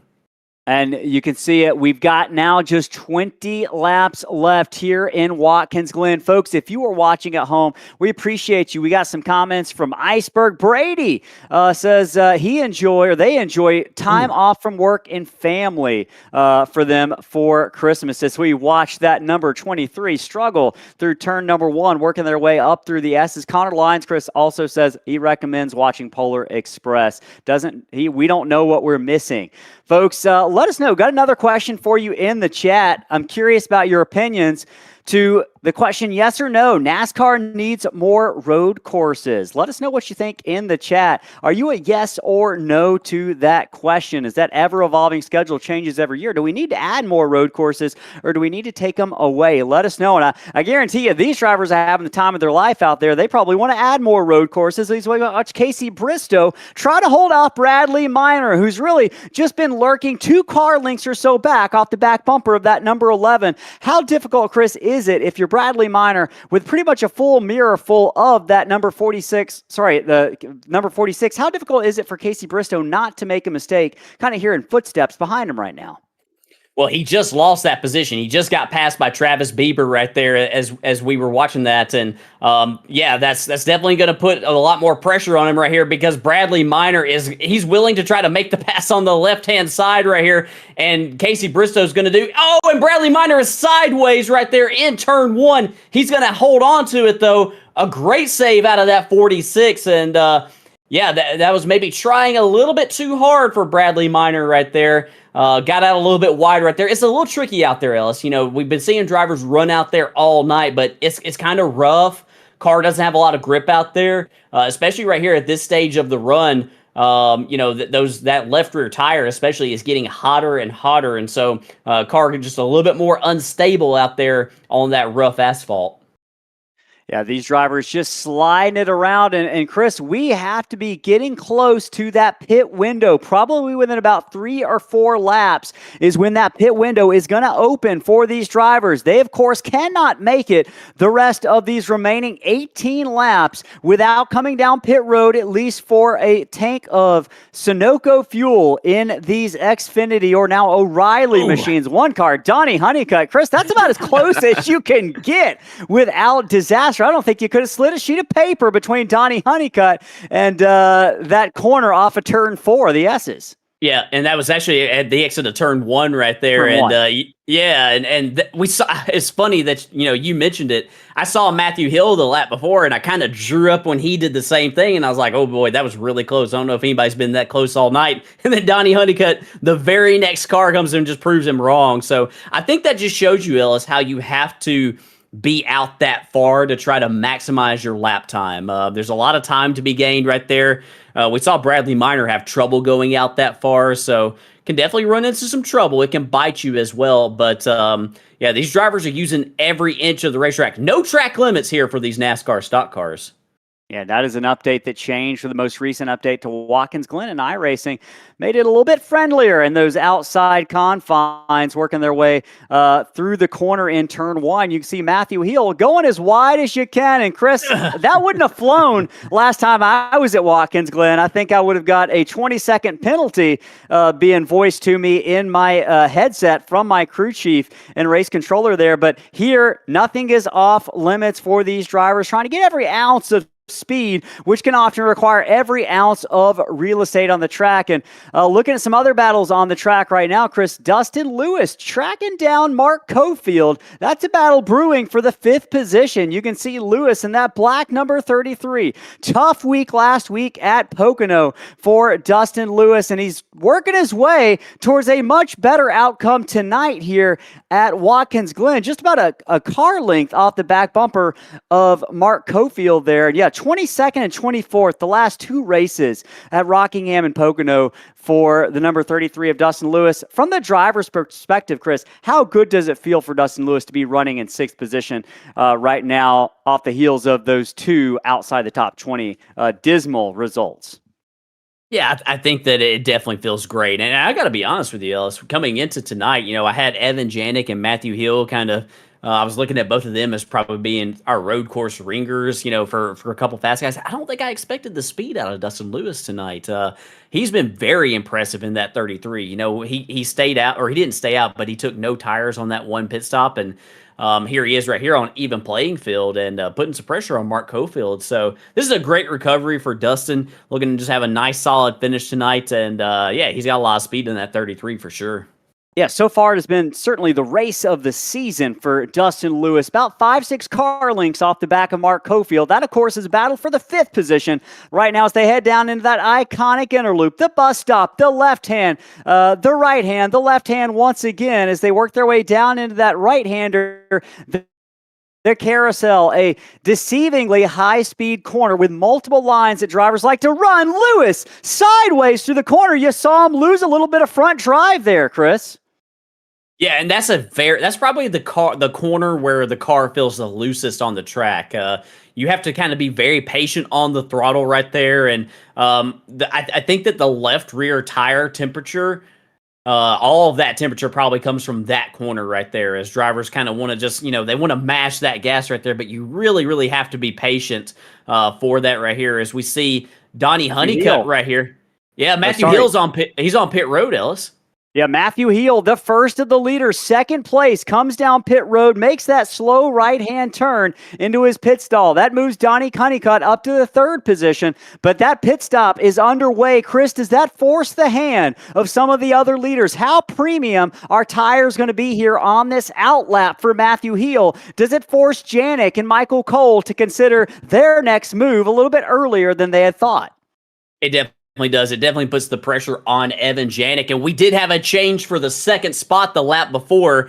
I don't know if we'll be able to go side by side right here, Cam, but we can show the pass right here for 2nd that Michael Cole put on the number 22 of Donney Honeycutt, exiting the bus stop right here, going into the carousel right here. He got positioned to the driver's right here, had a little bit more grip in that left rear, and he was able to complete the pass. So a great job right there by Michael Cole. That 43's got a lot of speed, and here he is on pit road. Evan Janik in pit road right before Michael Cole. Janik's going to bring a whole parade of cars down pit road. Pollock had come down the lap before. Evan Janik, that first pit stall on pit road, he's got the best view off pit road. The question is, we're looking for Matthew Heale. Where is that number 57 on track? He's currently coming through the final corner. Heale, maybe with a chance to overtake the leader, or the provisional leader here off of pit road. Where is Evan Janik in comparison? Janik off of pit road slightly before him. I don't think Heale's going to get the job done. You can see him coming off of turn 1 there. It's now about, just looking at where they're falling on the track, it's about a 4.4 second gap. And Chris, it's a wash. It's a break even, a neutral, a net neutral here for those drivers. And I think if you're Matthew Heale, that very well could be a victory, that you didn't lose any time to Janik on that pit stop. Yeah, and we'll have to watch this lap and the next one right here. Evan Janik is on, a little bit colder tires. Normally when you exit the pits, on an oval, you want to try to rip as fast as you can right here. But on a road course, it takes you a lap or two to get some temperature in those tires. So Matthew Heale's probably going to have a little bit of speed on him this lap right here. We'll have to see how that compares. Not going to have enough speed to, close the distance and make a pass by any means. but maybe to slightly close the gap a little bit as Evan Janik's going to work his way down the front stretch right here and put a lap possibly on that 53 machine of Tyler Hensley up ahead. Tyler Hensley trying to hold off the number 60 of Evan Janik, but going to make that left-hand turn to the outside of turn number 1. Janik's going to work his way by pretty easily, but now he's going to have to get by that number 5 machine, works his way by, no problem either. So Janik really making quick work of any sort of lap traffic that he is facing. The next car he's going to come across is going to be the number 92 of Alex Pollock, who's up the road just a little bit. It's currently Evan Janik, who is scored as your leader, but Chris, as soon as we were talking about all that stuff, Matthew Heale has eaten up about 0.4 of a second in the last lap or so. We'll see as more laps click off and more heat and pressure gets into those tires aboard the number 60 machine if that doesn't even out just a little bit. But yeah, good call by producer Cam. Going to see if we can't get a impression once that number 57 crosses the line, if we don't get some battle box numbers to see if he is indeed closing in on the number 60 car of Evan Janik at all. And Ellis, there's a significant development right here. Our number 2 points man, Donney Honeycutt, did receive a black flag. Oh, we got one car around right there in the exit of the final corner. I'm not sure exactly who that is. We'll have to go back right here to see if we can see who that was. Oh, that was actually Gino Volante. Yeah, Gino's had some trouble in that final corner all night tonight. But significant development in the points and in the running order for tonight for Donney Honeycutt. I don't know, Ellis, if that is a speeding on pit road penalty. It's a hold like it is, possibly like speeding on pit road exit, or if that would be an off-track, like an incident point penalty. I don't think that I've seen Donney have too many off-tracks tonight, so I'm going to go with the former on that.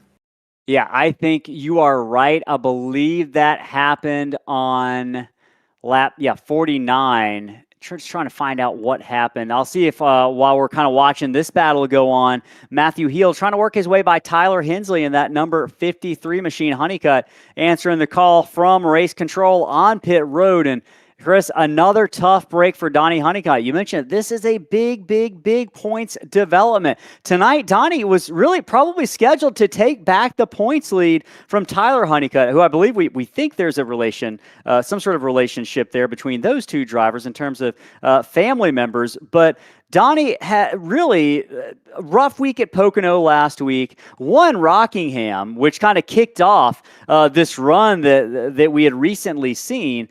But another outside the top 15 finish looking like it's on the way here for Donney with just 10 laps left in this race. So an unfortunate turn of events for Donney Honeycutt, who was so optimistic about having a top 5 run.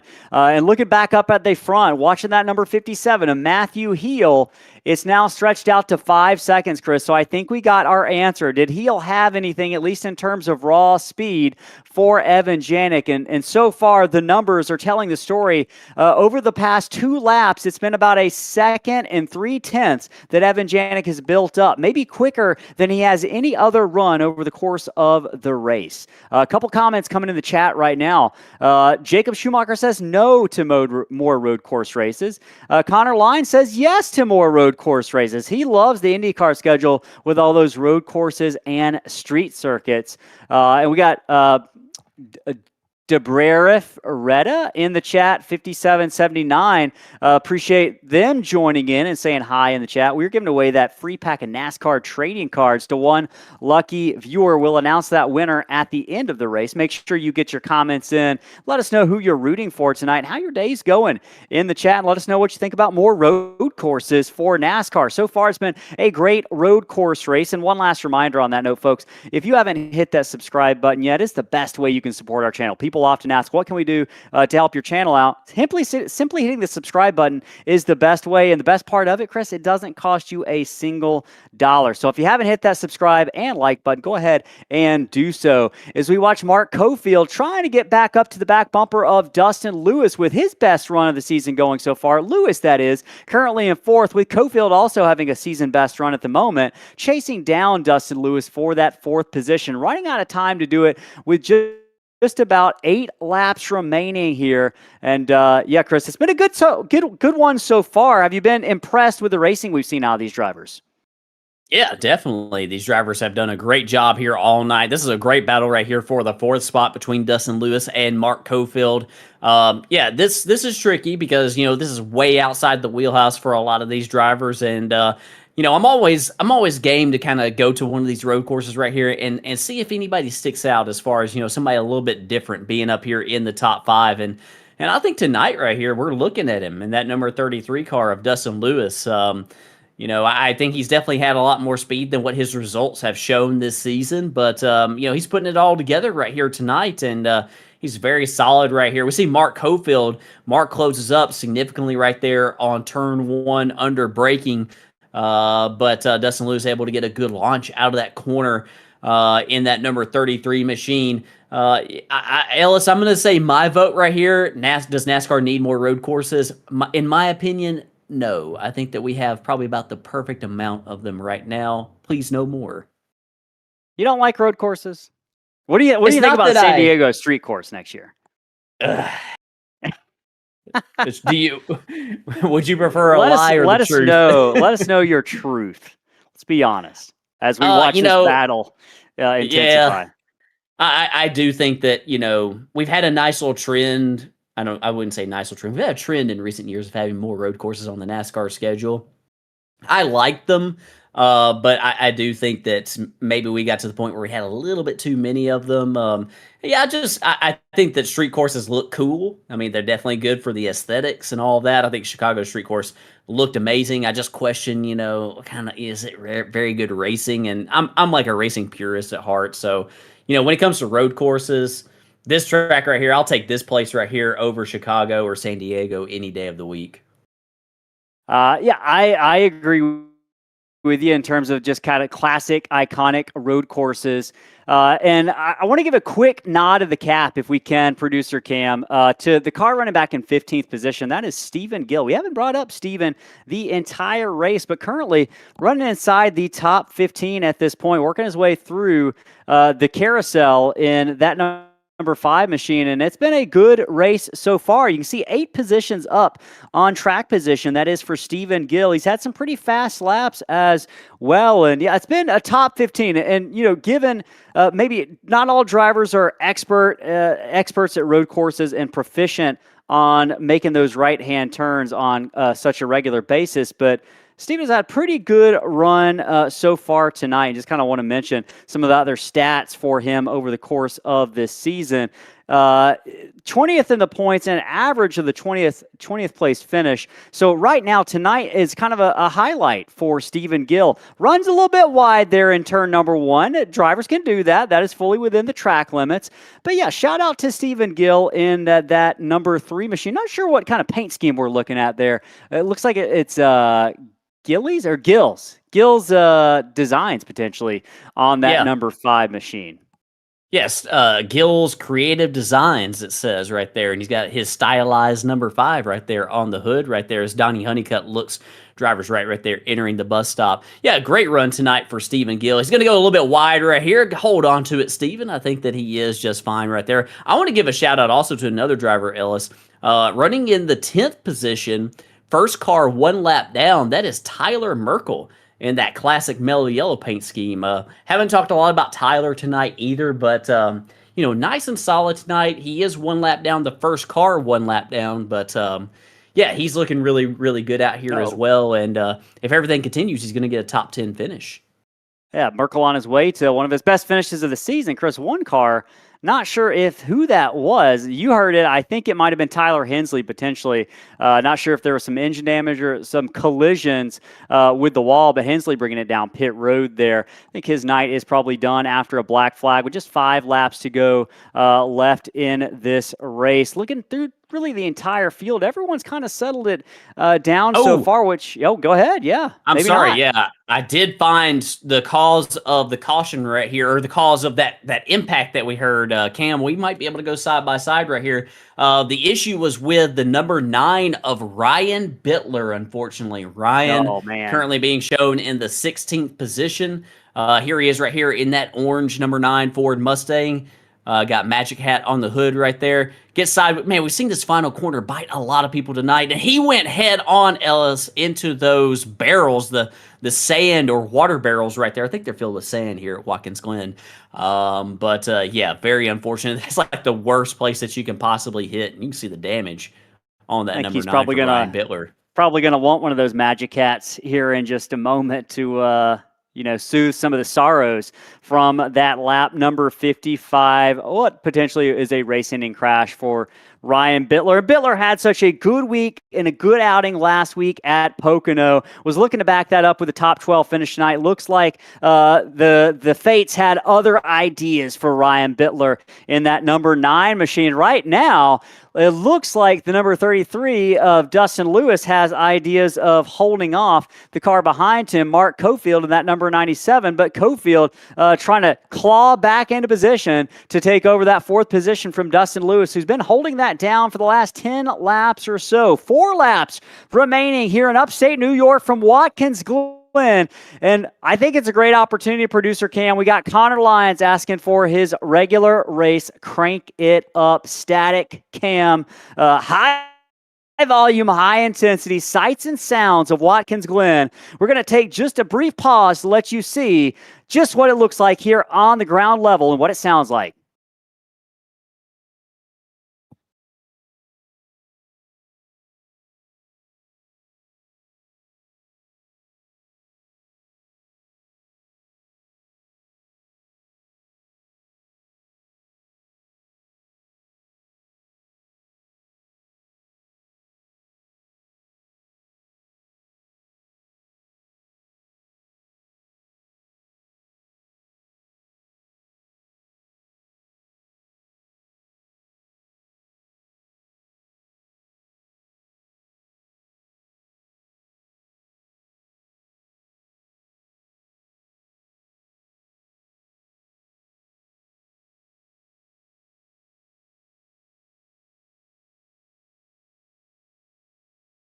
Chris, with just about 2.5 laps left, how exhausted are drivers going to be after making these left and right-hand turns and using that shifter for 60 laps and roughly the better part of the last hour and a half? They're pretty wore out at this point, and I've always struggled with my left foot on a road course, Ellis. Most stock car drivers, including sim racing stock car drivers, are left foot breakers. Because you don't have to use the clutch with these cars. That's always been the one. My braking foot, my braking leg has always been the one that kind of hurts a little bit more after all the other ones after a race on a road course. So if they're like me, that's the part of them that's going to be wore out. But they're all going to be wore out right here at the end of this thing. All the ones that have made it right here to this stage of the race. I want to give a shout out also, while we still got time, Ellis, the driver who said that he didn't expect to make it to the end of this thing. Alex Pollock right here is in the 12th spot right here as we see Mark Cofield get a little bit loose, but he's made it right here. We just got to take the white flag one more time around right here for Alex Pollock right here, but he's made it this far. Whiplash Simcam's white flag getting ready to wave for Evan Janik in that number 60 machine.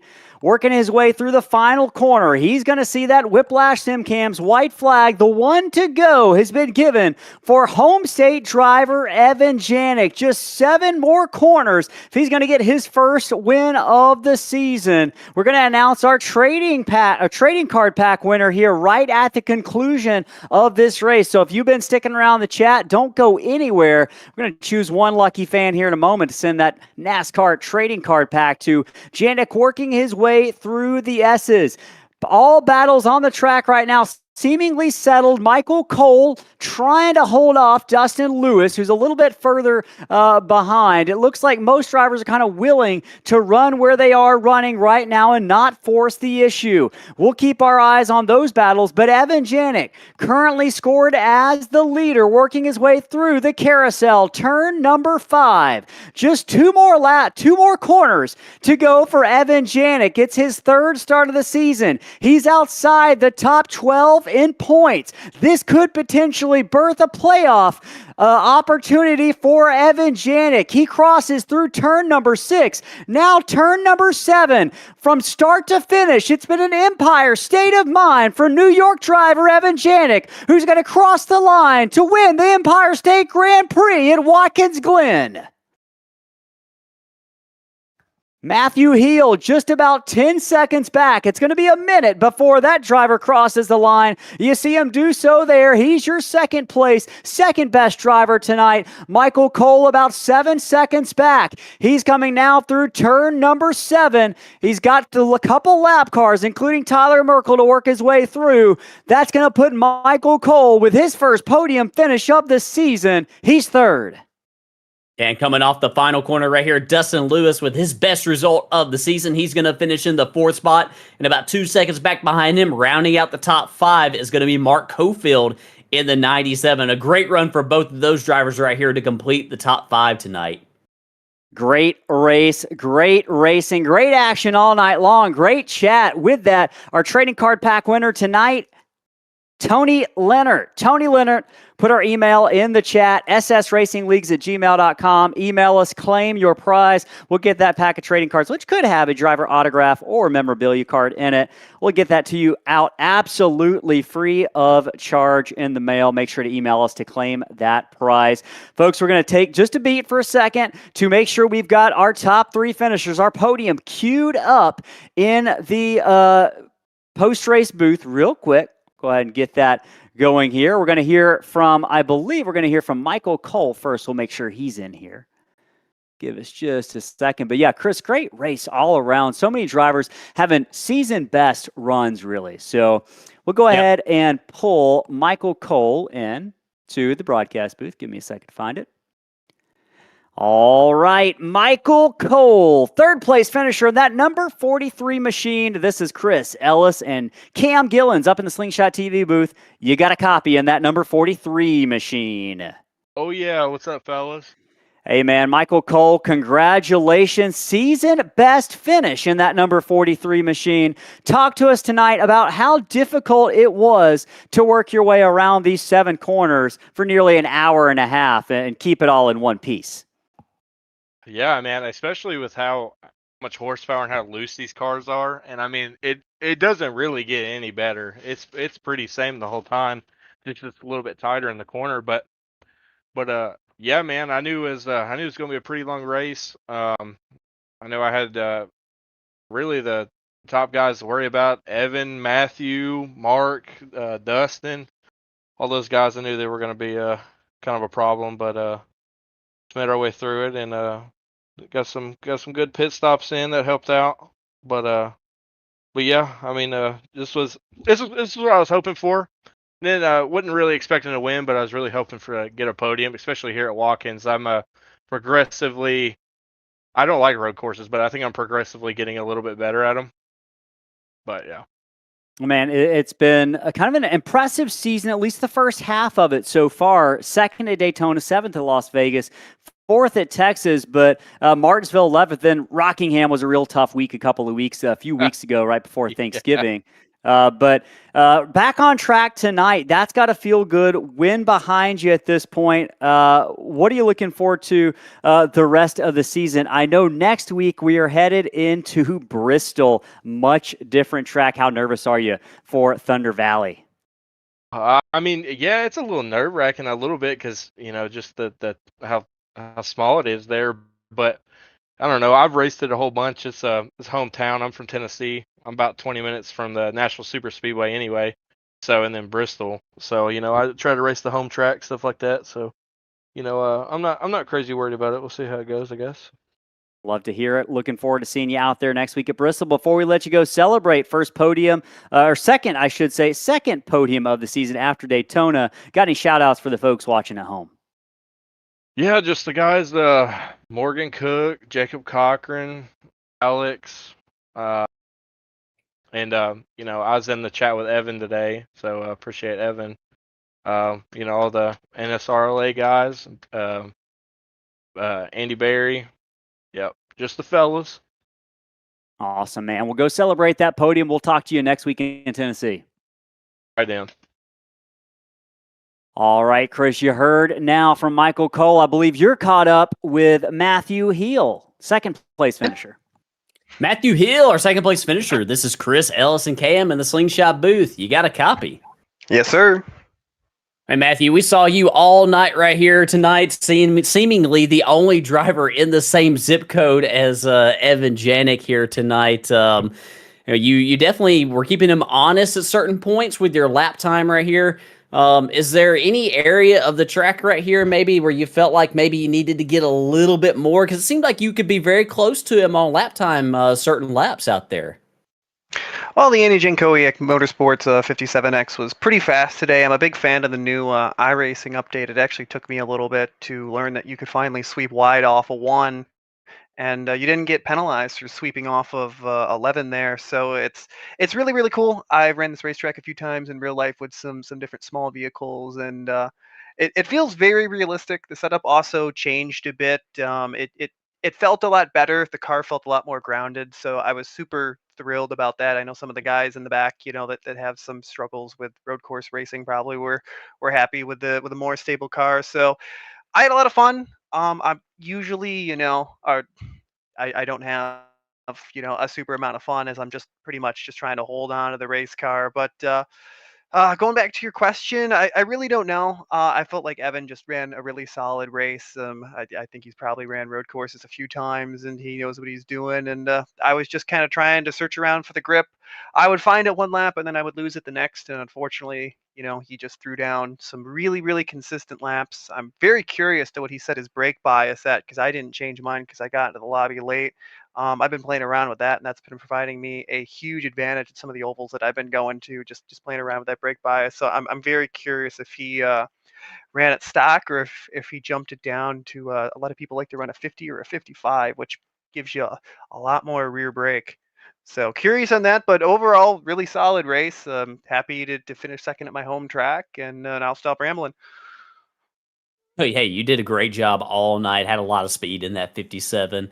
You gave us a lot of great camera shots as well in turn 1. You and Donney Honeycutt were probably the two closest drivers to that outside wall all night tonight, exiting turn number 1. So yeah, it was a lot of fun to watch.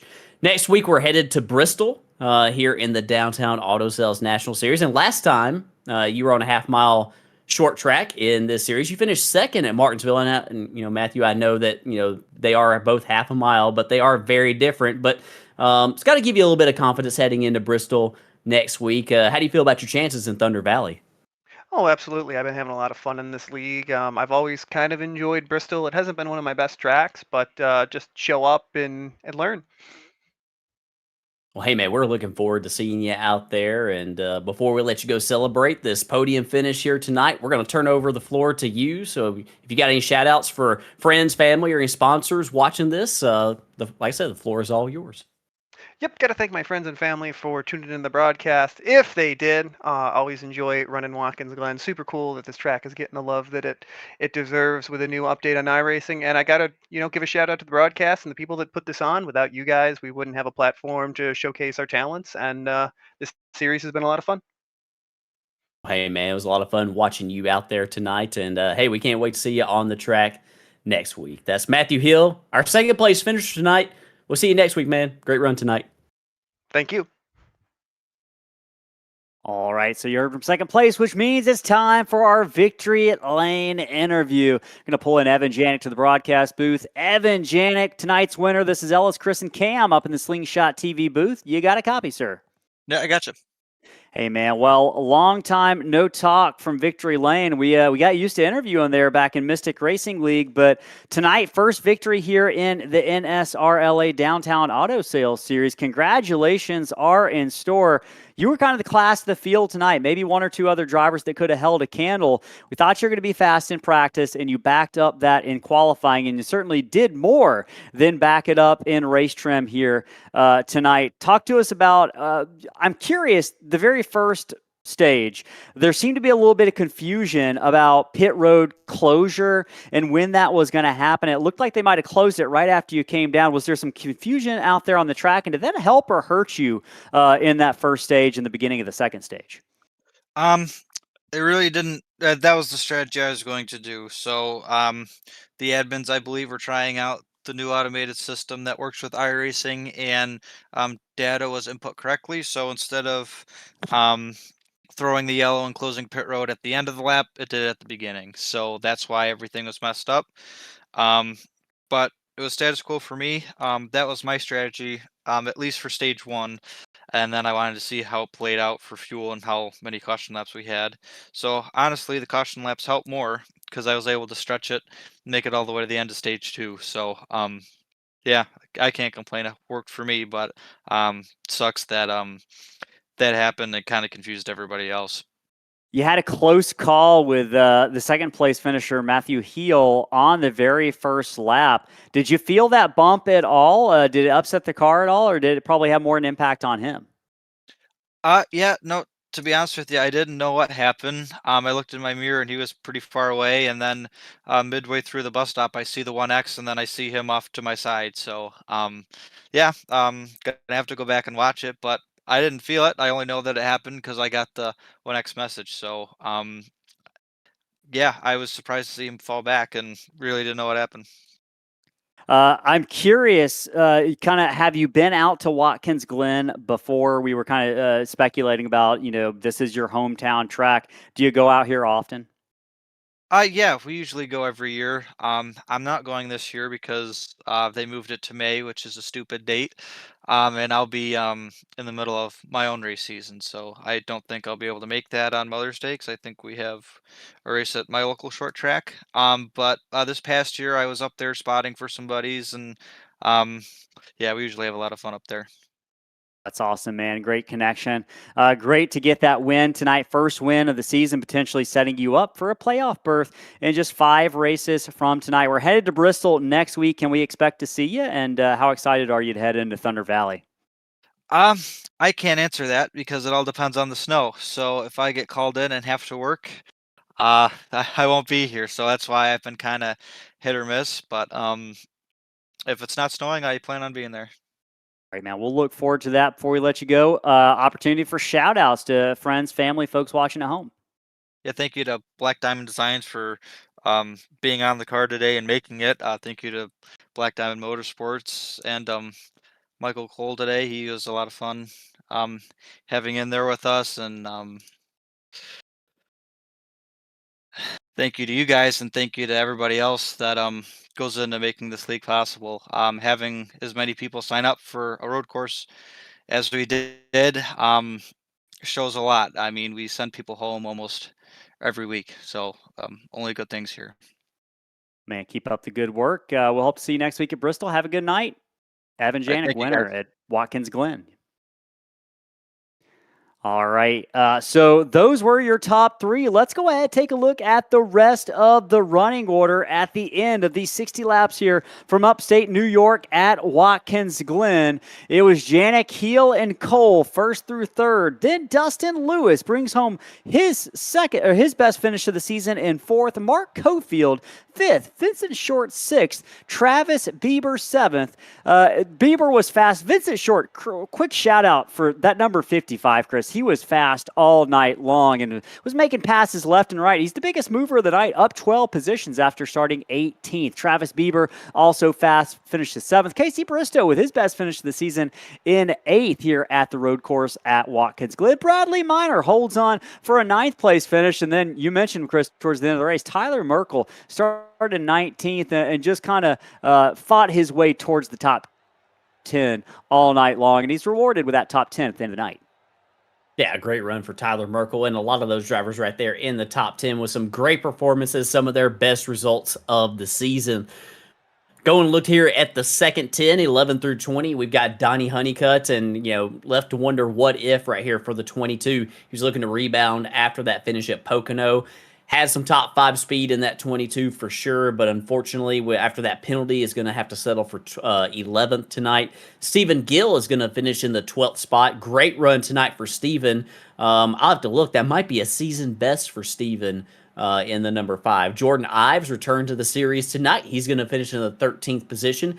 Alex Pollock, he made all the laps. He finished 1 lap down, but hey, he made it all the way to the checkered flag, so a good run tonight for Alex. I know he'll be happy to get back on an oval next week. Tyler Hensley is going to finish in the 15th position. Happy birthday to our 16th place finisher, Gino Volante. In the 17th position, we've got Ryan Bittler. Yeah, Ryan is another driver that was close to a top 10 finish tonight, Ellis. But he had that crash in the final corner on the exit of turn 7 late in the going. He'll have to settle for 17th. David Moyer is going to bring it home in 18th. Another driver that turned 7 bit tonight is Christian Barnes. He will finish in the 19th position, and Brad T. Nelson will round out the top 20. A lot of these drivers had trouble in the early goings of tonight. That included 21st place finisher Justin Schaub along with Dan Berg. Brandon V's involved in a very early collision on lap 2. He finishes 23rd, and Blaze Baker finishes 24th out of 24 tonight. Chris, it was a wild one all night long, but a lot of great racing took place. A lot of drivers opportunities to shine and make up for trouble that they had last week, not limited to Dustin Lewis. Donney Honeycutt kind of had a bad night, spoiled with a late race black flag from potentially speeding on pit road. And we don't have confirmation of that, but it's going to certainly lead to a shakeup in points. It's going to allow some other names to slip back into the fray. Also, Casey Bristow with a great run tonight after trouble last week at Pocono. One of the storylines, lots of drivers getting back on track tonight with good, solid finishes. Really, Chris, we're used to talking about the rundown for the rest of the week, but we're kind of taking a small bit of a hiatus from Slingshot Racing League broadcasts on Mondays and Wednesday nights. Both of those series just wrapped up this past week. Believe the next time we talk to you folks at home is going to be 1 week from tonight at Bristol Motor Speedway for race number 8 of the Downtown Auto Sales Series, giving us just 4 races left after Bristol. So 5 races before our Darlington playoff finale, regular season finale. Lots of things to be settled, including that top 12. Who will make the playoffs? That's going to be a story we continue to follow every single week, folks. We hope it's been a great week for you. We hope that the holiday planning season is going well for you. I know everyone's staying warm. And folks, that's going to do it for us tonight here from Watkins Glen in upstate New York. We just saw Evan Janet claim his first victory of the season. We'll see if he can repeat next week at Bristol. Have a great week, everyone. So long for Slingshot TV. I'm Ellis Thomas, joined by Chris Smith and Cam Gillens. Have a great week.